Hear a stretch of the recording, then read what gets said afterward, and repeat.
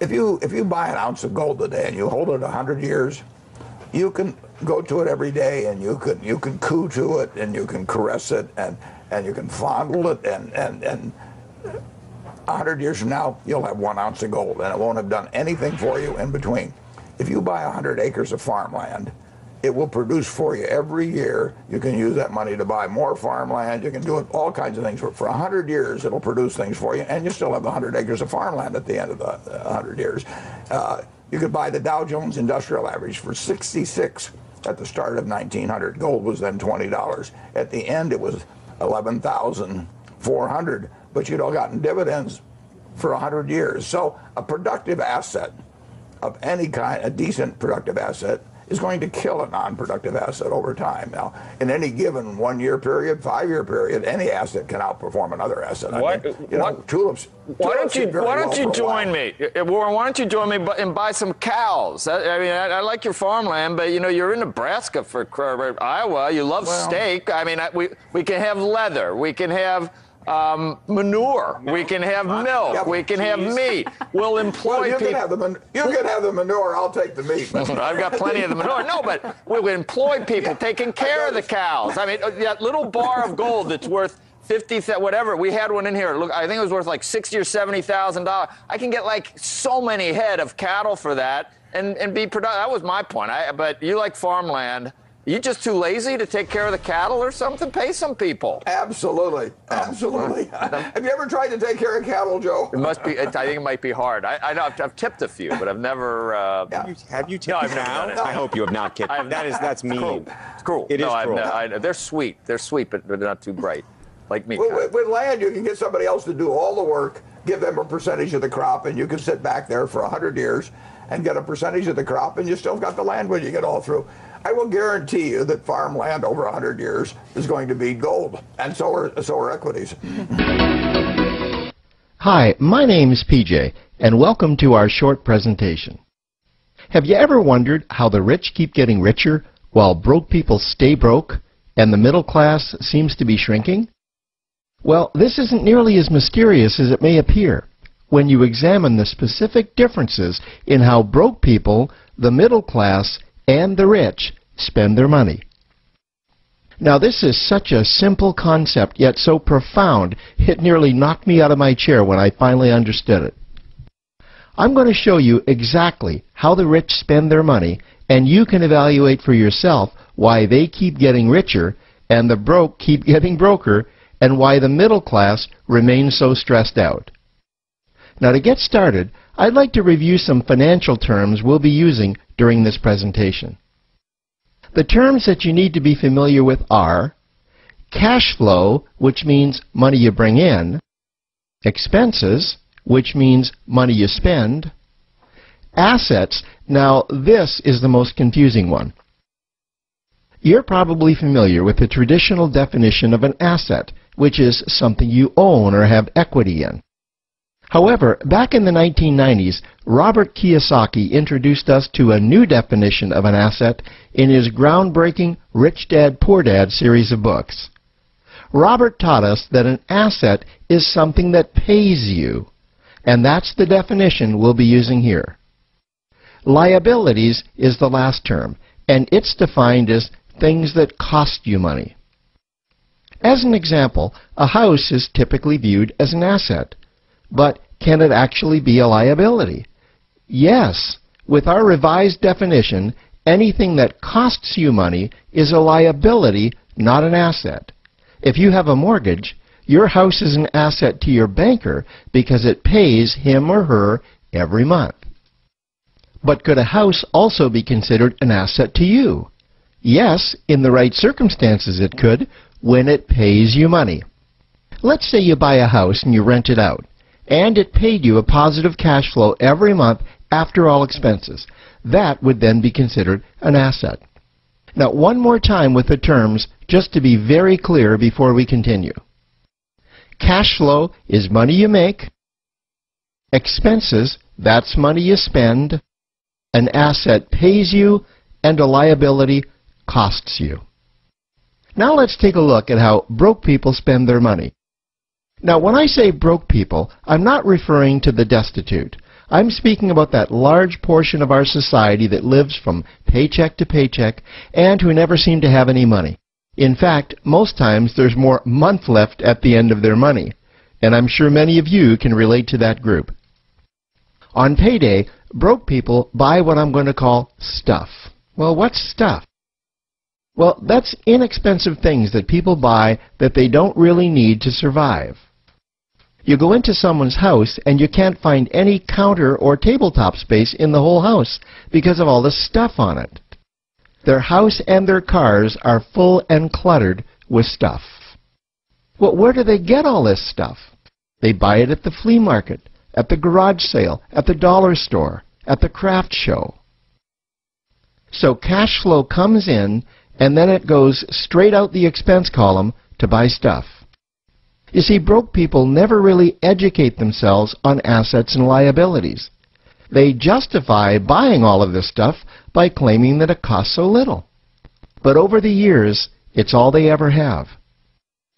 The problem is their cash flow never produced or created more cash flow. Now, please understand, I'm not undermining or taking any shots at this or any group. I just see a lot of financial difficulty out there, and it really doesn't need to be that way.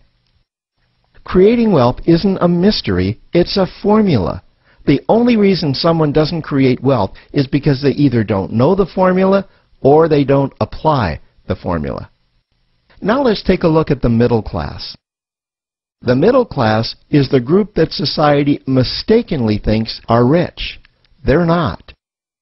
Yes, they typically earn a six-figure income, and many of them appear rich, but it's what they buy with their money that keeps them prisoners of the middle class. What they typically buy are liabilities. Remember the definition of a liability? Things that cost you. By buying liabilities, the money gets pushed up and out their expense column. Liabilities are items like cars, boats, houses, airplanes, credit card debt. Now let's see just how this happens. The middle class gets a nice paycheck, let's say $10,000 for the month. They then split that down the middle and they pay their monthly expenses with half, and with the other half, they make a down payment on a new car. The car costs $5,000 down, and after they add on the insurance and the maintenance, that liability now costs $1,100 new dollars every single month. A few months go by, and they want a boat, then a vacation home, a Rolex watch on their credit card, a vacation on their credit card. And before you know it, their liabilities have raised their expense levels to near or above their income levels. They actually spend equal to or more than they make. Meaning that they have to go to work and make a certain amount of money every single month just to cover their liabilities. The other important issue with both broke people and the middle class is that normally all of their cash flow is dependent on their own effort. Meaning that they've educated themselves to exchange their knowledge and expertise for someone's money. Also, the money they earn is usually the highest taxed form of income. Here's an example. An attorney is knowledgeable about law, so people pay him or her in exchange for that knowledge on an hourly basis. The problem here is that if the attorney isn't sharing that knowledge with a client, then the attorney isn't making any money. This causes lots of stress and anxiety in their lives.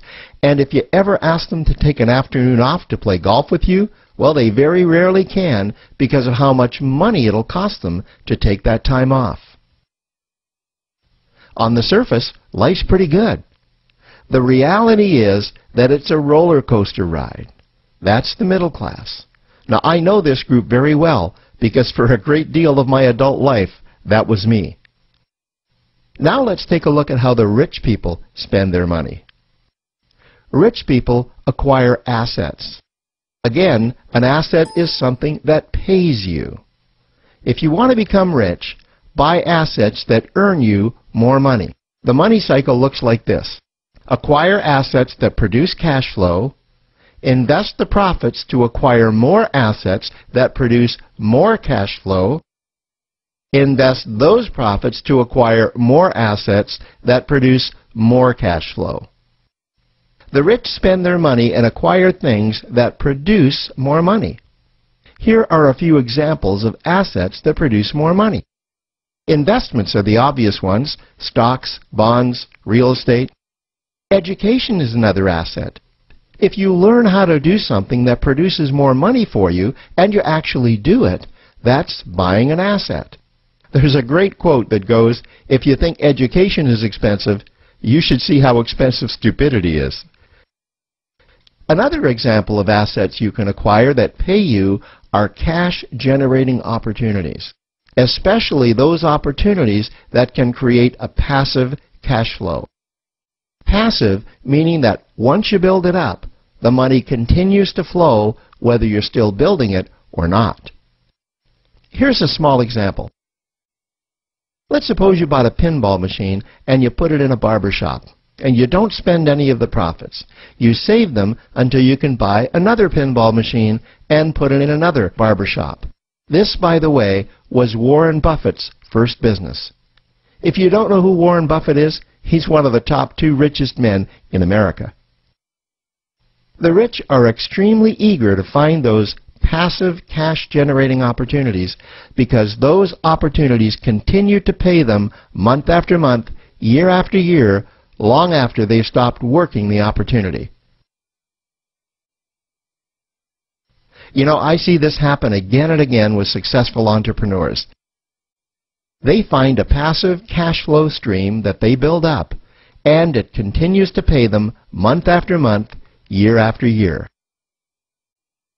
They then take those profits and multiply them in another passive cash-generating opportunity, and then again in another. In conclusion, here's what I've learned over the years. You can't find these passive cash-generating opportunities unless you're open to hearing about them. Then, once you find them, you must be willing to see what fits you and then act.